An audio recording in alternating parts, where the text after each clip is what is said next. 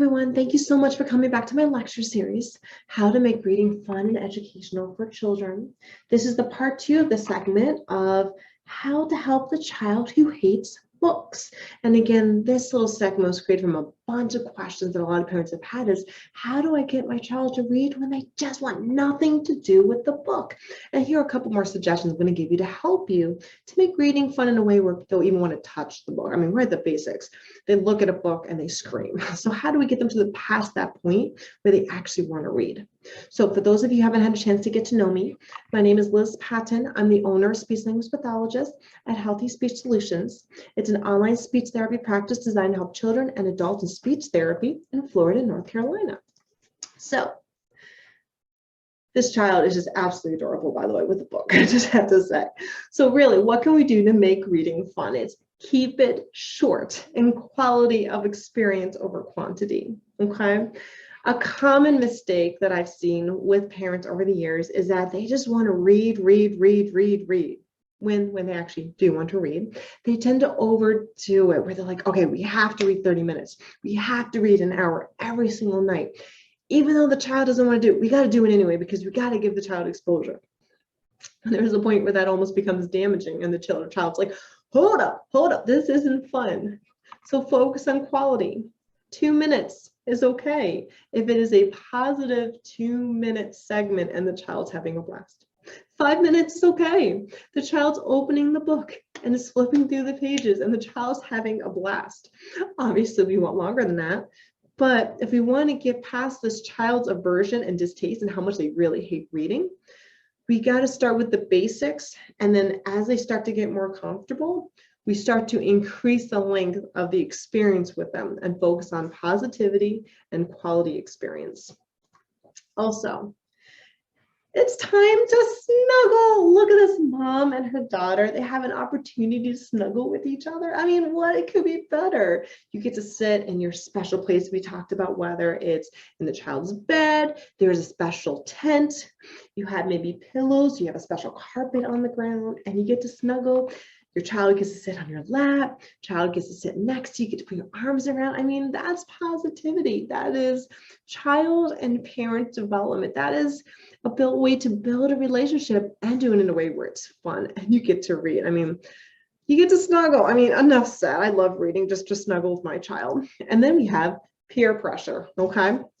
So imagine you have a scenario. You have a child who absolutely hates reading, okay? Let's bring our friends around.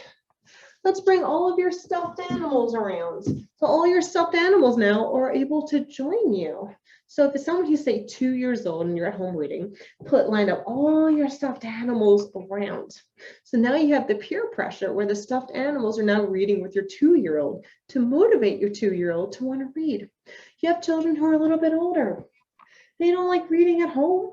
Well, maybe you can get a play date. And when the play date is over, maybe you can read a story together. And then suddenly your child is going to see these older kids who are around, who are like, reading is fun, I love this. And then suddenly your child is going to be motivated because now you have the peer pressure component. Well, my friends are reading, maybe I should be reading too.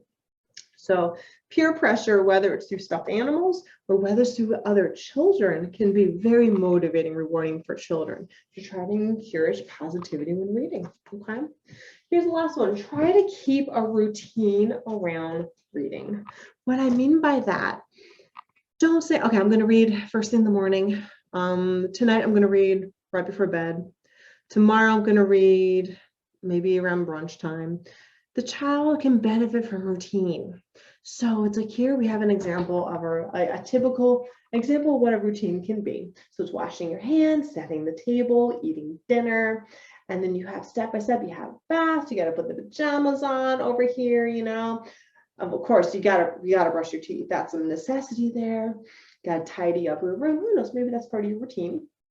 Close the curtain and then read a story. So before it's time to read the story, your child already knows that it's coming.